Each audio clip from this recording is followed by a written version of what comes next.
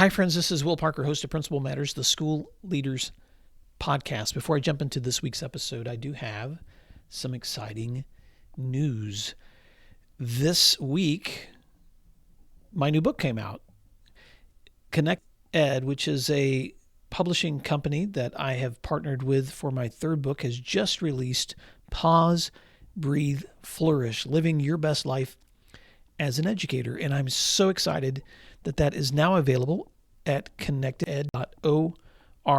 If you are looking for a book where you can invest in your own growth, your own flourishing, your own ability to reflect on your mindset, on your practices, on your relationships, on your resources, this is a book that I wrote because so many principals that I've worked with over the last few years have asked me that question. How can I make sure that I am individually investing so that I can keep doing this work with inspiration? So excited. I feel like the father of a new child with this new book coming out. So if you have an opportunity to check it out at connected with 2ds.org, please do that.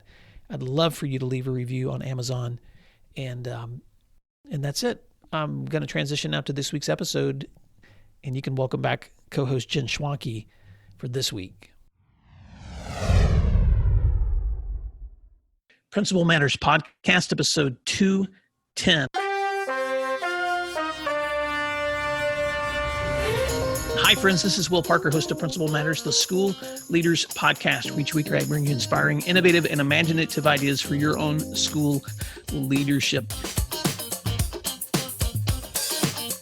This week, we're talking about reopening reflections with my guest and co-host back in the seat, Jen Schwanke. Jen Schwanke is the principal of Indian Run Elementary in Dublin, Ohio, and the author of 2 books, You're the Principal Now What, and The Principal Reboot, 8 Ways to Revitalize Your School Leadership. Jen Schwanke, it's so great to see you. You have been in the thick of things, reopening school, taking care of your family, managing a pandemic like everyone else across the U.S. and the world. But I'm so excited to just catch up and have some reflections with you about what that's looked like in your particular part of the world. So welcome back. It's good to see you. You too. I can't wait to hear about your end. Luckily, we span a lot of the United States between Oklahoma and Ohio. So we can talk about what's going on in between. Well, and last week I had my first opportunity to do some out-of-state virtual training since COVID had started. You know, my full-time work is here in Oklahoma, but through Principal Matters, I have opportunities to do training too. And I was actually with 20 Ohio principals on Friday. And so I had an opportunity to connect and just listen to what's going on. And even in your state, there's so much variety. I mean, you have people that are already in school. You have people that are beginning school next week. You have some that are waiting till middle of September. You've got some that are distant, some that are in person with masks. And I've discovered the same thing in my state, and really with any person I talk to across the U.S., it really doesn't seem to matter where you live. There's not a norm. It's different everywhere. What has that been looking like for you guys in Dublin? Well, in Ohio, it is all over the place, and the rural schools tend to be going back.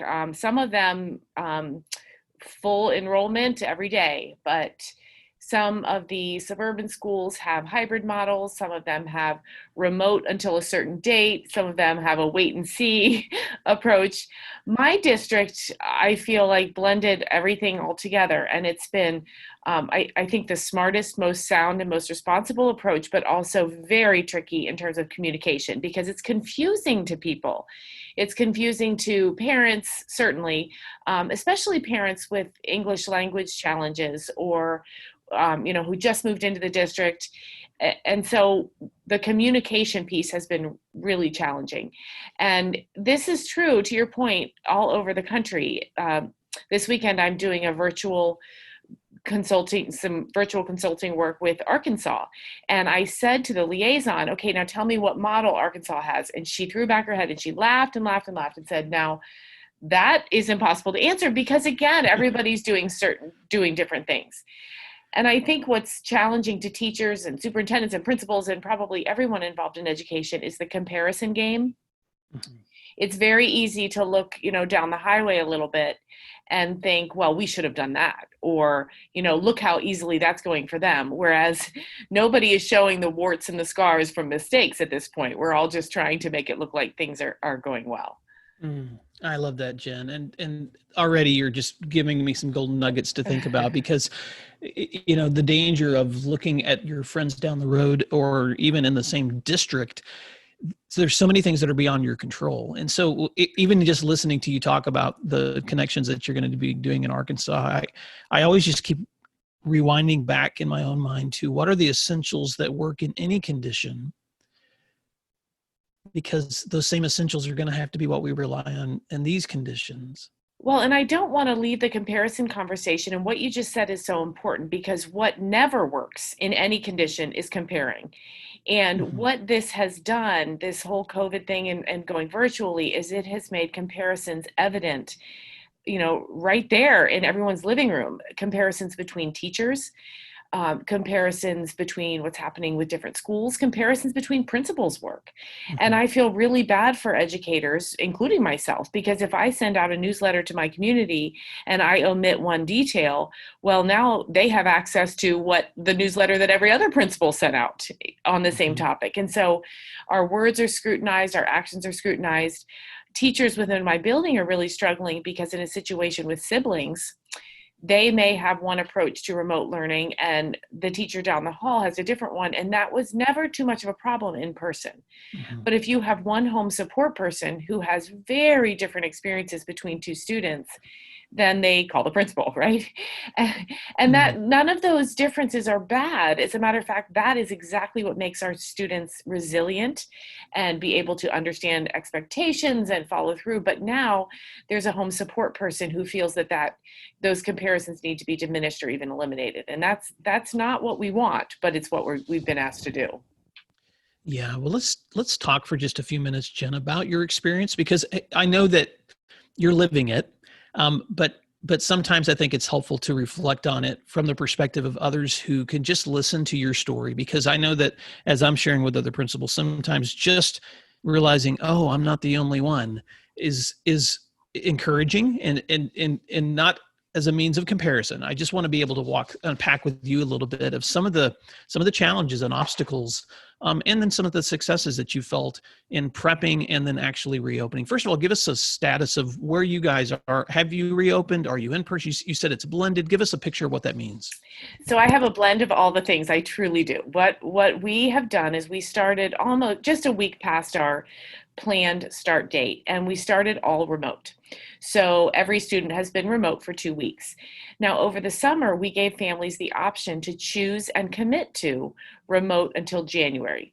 So roughly 1/3 of our families did that. And so they're remote till January. Now, all principals and superintendents who heard that are probably thinking, now, wait, what about staff?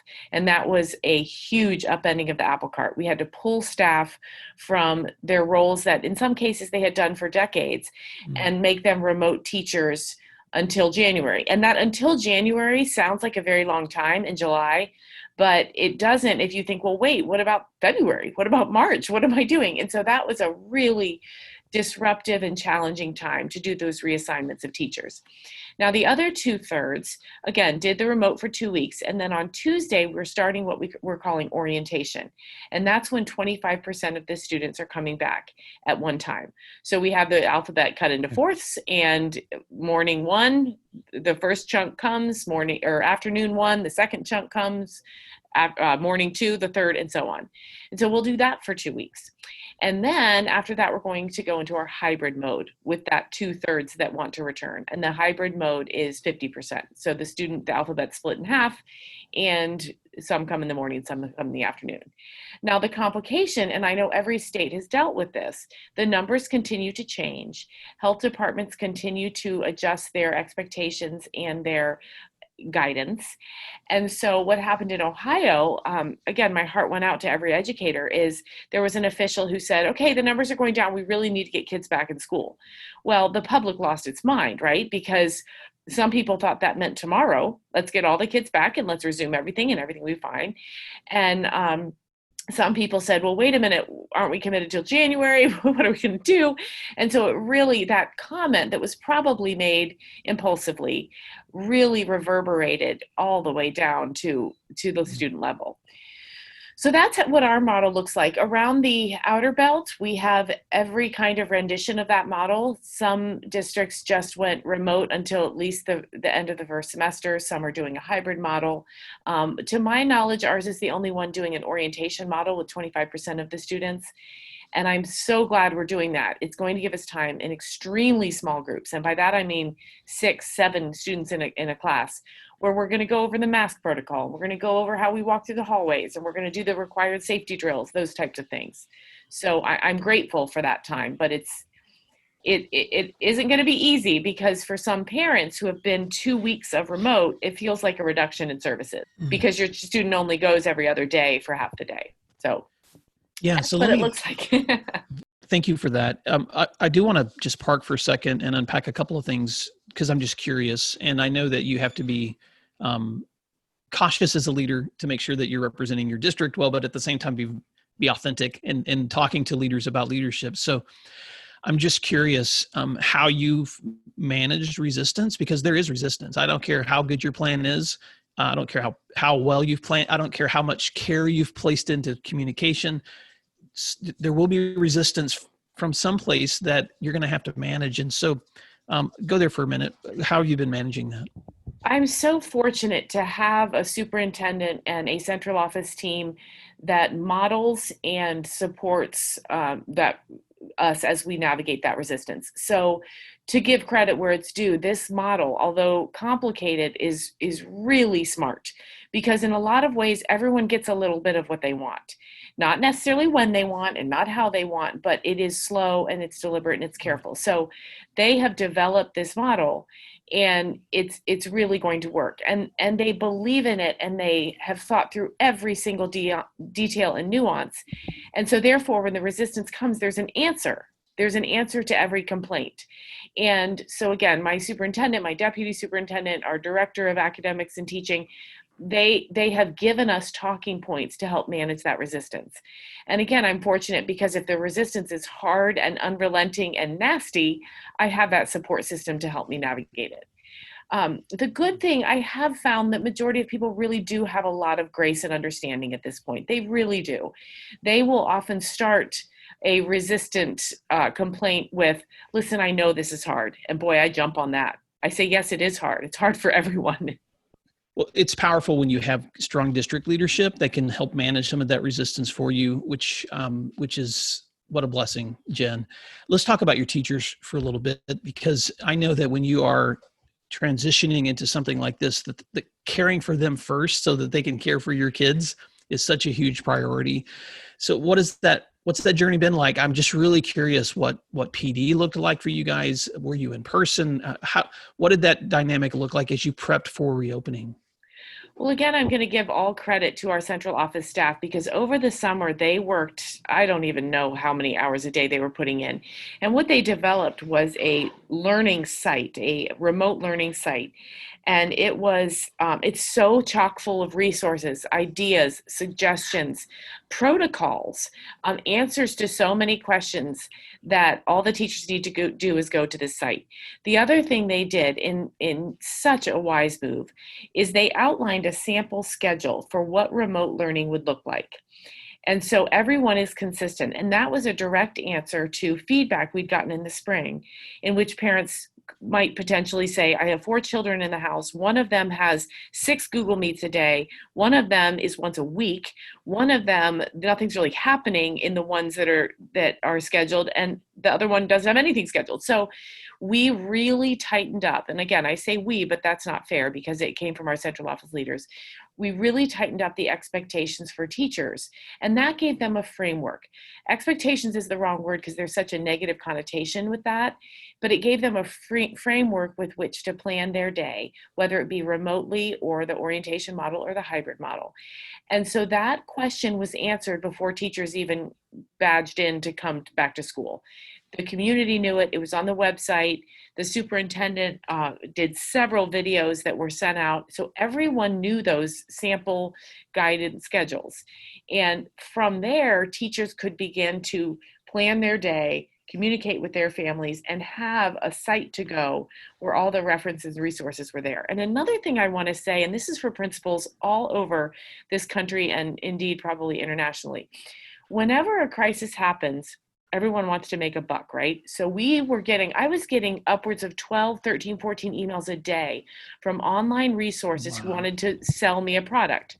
We have the way you can do MAP. We have the answer to spelling during COVID. We have the answer to supporting your child as a reader or your student as a reader.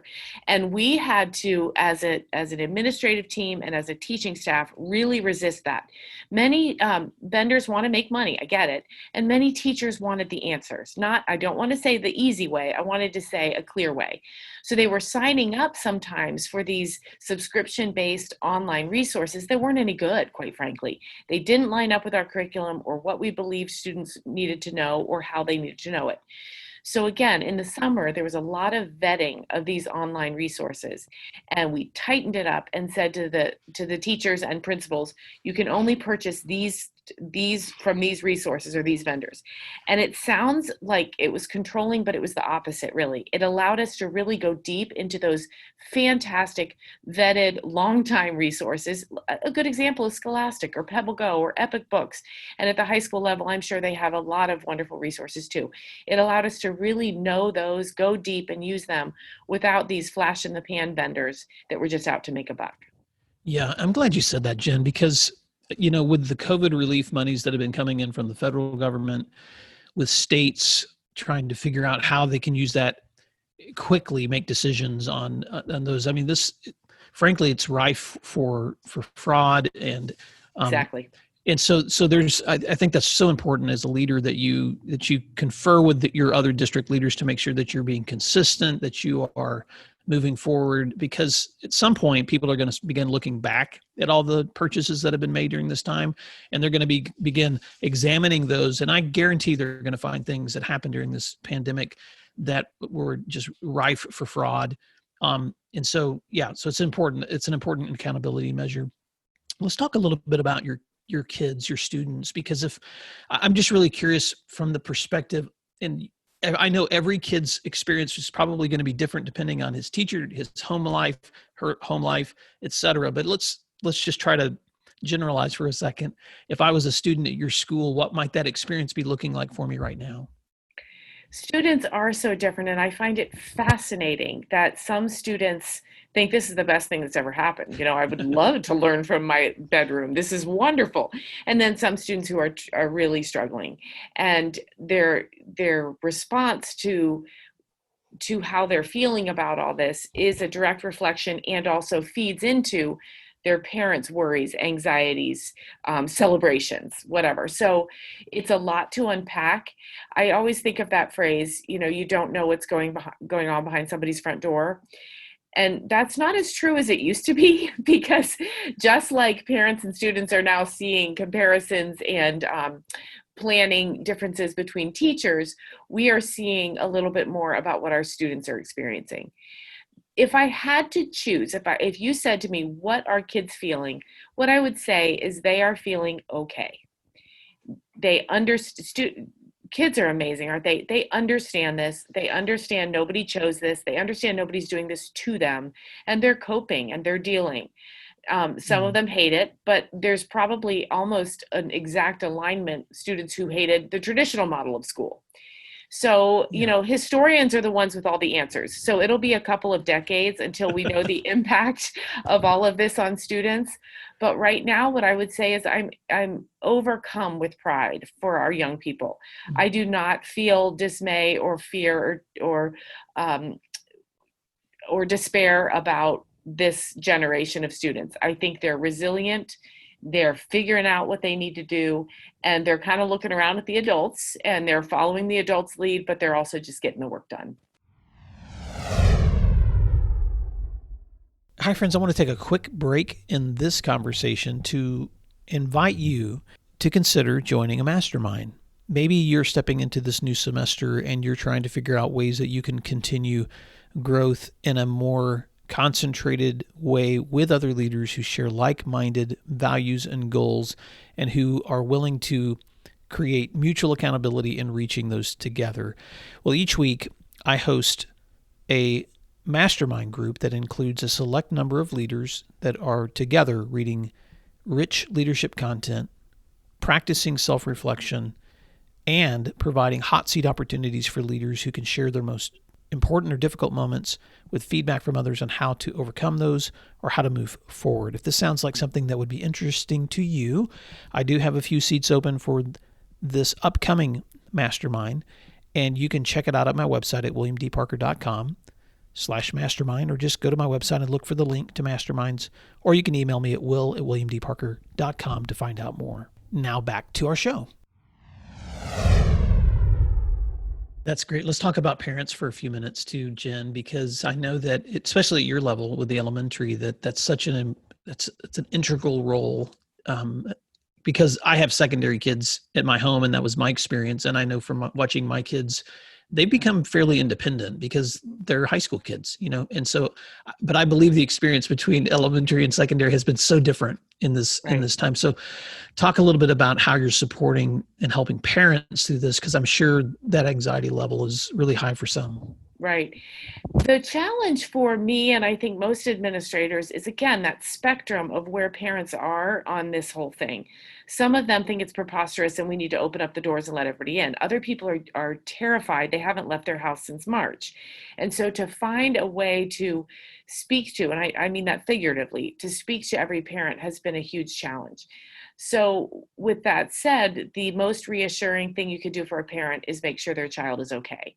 And what I see teachers doing, not just in my district, but the teachers I've been working with all over, they really are making their primary goal independence. I feel like a teacher might say, I feel like I can do this. I can make the students independent. And I have kindergarten teachers in my building who are saying to parents, let these kids do it. We can do this. You don't need to sit there all day, every day. And, so many parents who in a single parent home, perhaps, or a parent who has to work many hours, they can't be there making sure that everything happens as it would, if a teacher were sitting there. So teachers have had to really plan their lessons and their instruction for parents' needs, and also to simultaneously create independent thinkers and learners. And it's happening. 5-year-olds are logging in on their own. 5-year-olds are listening to a lesson and then going off and independently creating something that they can then give back to their teacher. So again, if anything, this has reinforced my faith in students and young learners, and that supports parents. I think the first week was hardest because every parent was just holding their breath. And then last week, our second week, I felt a huge exhale where parents thought, okay, this might be all right. And I don't have to sit here every day losing a paycheck or losing control of my own life while I, help my child learn to count or read. Well, that's a great reflection. And I know, because I've been reaching out to my friends who have elementary kids, and of course we have secondary kids, and the experiences just vary. I mean, sometimes it varies from kid to kid within your own home. Exactly. And it's some can just be loving it and others can just be struggling. And so it's so different from child to child, which is the way school's always been. Absolutely. But now parents are having to manage that, a lot of them at home. Let's talk a little bit about your work, Jen, because I'm just really curious, and I think this is a helpful reflection for other principals who are in your shoes too. Let's talk about what this has looked like for you personally and professionally. How have you had to adjust the way you lead? Because now you're starting a new school year in a completely different way. I'm curious if you felt some of that same return energy, or if that was completely different. So I know it's a big question, because we could go a lot of directions with that. But how's Jen Schwanke doing as a leader in this new norm?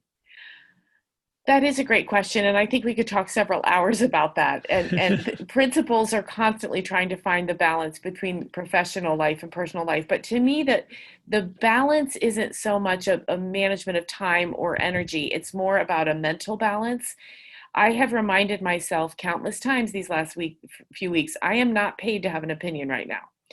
I'm paid to focus on safety. I'm paid to filter through all the information that's been given to me and try and make sense of it, and then empower my teachers. The role of principal and really educator at this point right now is just input, input, input, input. You take in all this input, and by that I mean questions, concerns, worries, whatever, and you regurgitate it in your brain, and then you have to have output. You have to communicate, you have to reassure, you have to support. And so that's what I'm paid to do. This is a job of input, swirling it around, and then providing some output. So if I remember what I'm paid to do, I'm not paid to be upset about COVID. I'm not paid to be angry because the buses are late. I'm paid to not have an opinion and make sure everybody is safe and learning in the best way they can. Oh man, I'm so glad you said that, Jen. That is golden. And I'm just going to park there for a minute. Keep unpacking, because that's rich. Well, I also wanted to talk to administrators who are parents, because we're in a really odd spot right now. Again, I'm not paid to have an opinion. Am I worried for my own children, the ones I birthed? Yes, but no one wants to hear about my kids. And I don't say that in a pouty way, not at all. They don't want me to say, oh yeah, I've got a kid who's really struggling and I got one who's doing great. They don't want to hear that. So my experience, my living room, my support system is really irrelevant right now. Parents and teachers and students need me to think about them, and I am absolutely okay with that. I think it's easy for a parent to feel like a parent principal to think, what about me? What about my kids? And again, I find peace by saying, well, that's not what I'm paid to think about. That's my mom job. That's not my principal job. It's a unique time for administrators who are parents. And I think putting things in categories about what your work asks of you and what your parenting work asks of you is extremely helpful. Thank you, Jen. That's such a great reminder. And it just reminds me of some of the more difficult times in school leadership that we've experienced in the past, because, this isn't the first crisis we've ever managed. This is the first pandemic we've ever managed. Right. And you know what else I want to say? I am, I don't know if this podcast reflects it, but I am a goofy, laughing, I find a lot of joy in this world. And I have continued to insist that we do that at school. And we do that in our office. And it's okay to joke about this mess we're in. It really is. This is not anything that needs to make us forget our souls, so to speak. So I would say that more than anything, I have balanced professional and personal needs just by making sure there's still joy and celebration and laughter. There's so much to laugh at right now. There's so much, loss of common sense and a really gobbledygooked version of science and data and news. The only thing you can do is laugh and then make the best decision for the situation you're in. You're so right. And a friend of mine whose school has been able to return in person with masks and protocols at the high school level put up a post last week or the week before because at their lunchtimes, every Friday they used to host like a karaoke at lunchtime. So kids could just perform at lunch and just have fun. And it's created a culture that's so exciting. So I think they've switched it this time to like dance offs or something. So it's so with social distance appropriate dance off happening at lunch. And I was just so happy to see them embedding fun into their culture no matter what. They're just still going to figure out a way to make school a place that you want to be. I know this might be a deep question, but and who knows? I think right now most of us are just trying to survive. But I did want to ask you about your hopes and fears for this year. What are some things you're hoping to see, and what are some concerns that you legitimately have as a leader that you're still wrestling with?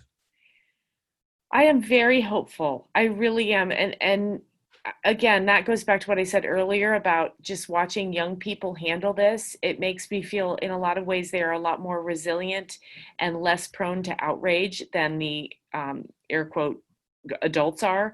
So I have a lot of hopes. There's learning in everything, right? Well, everything. And we're learning really important things right now. Maybe it's not so much about fractions and diphthongs, but I really hope this brings more balance and faith in young people and really a vision about what school can be. We are doing a lot of things really, really well right now.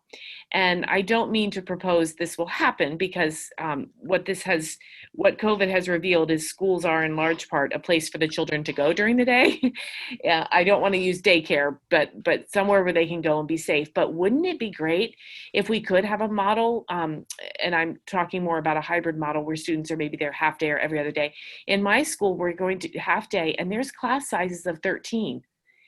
How much you can get done in 3 hours with 13 students probably far surpasses what you can do in 7 hours with 26 or 28 students. Wouldn't it be great if we could take some of these lessons that we made in an emergency situation and say, wow, they really worked? So again, that goes back to the balance and vision about what schools can be. Now, I do have a fear, and that is about the vast inequities that we are now being forced to see and reckon with. I think we all knew they were there, but we could go along and kind of look the other way. But those inequities exist, and they're not going away. We have to face them. And that's my fear, is we'll find a way to not face them. Yeah, boy, Jen, there's so much to unpack in both of those reflections.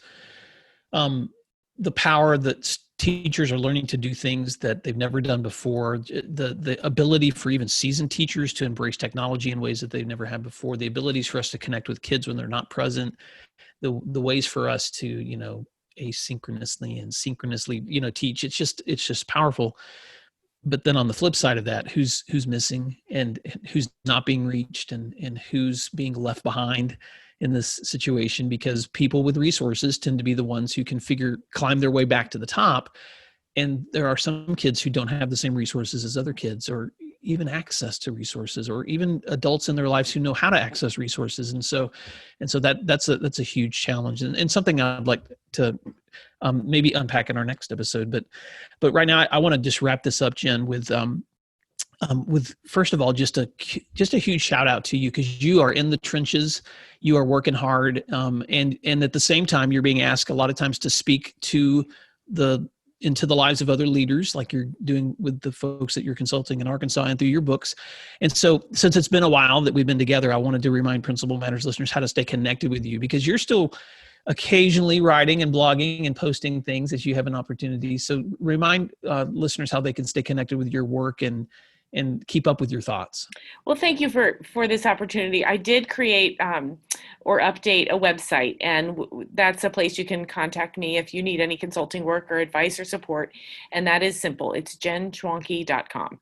So there you'll find you'll find the blog, and you'll find just some of the opportunities that I've been able to expose myself and my thinking to. So take a look at that, jenschwanke.com. And then ASCD publishes my books. And so you can always get on their website and purchase one of the books. And I, obviously the Principal Matters podcast, that's where you can find Mr. William Parker and Jen Schwanke pontificating about all sorts of things, right? That's right. And you can go back and listen to many previous episodes that Jenna has been my most frequent guest, which is why she's dubbed my co-host. So Jen Schwanke, thank you so much for the work that you're doing for your school, for your community, for your parents, for your kids.